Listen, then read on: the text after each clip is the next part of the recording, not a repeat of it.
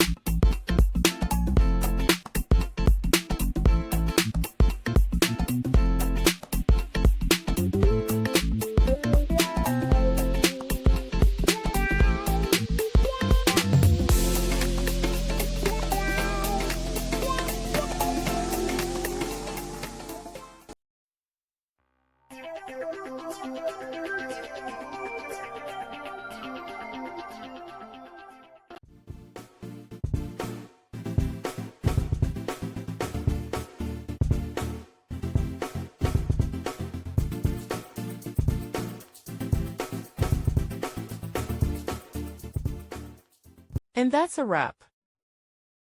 I hope you found the answer you were looking for.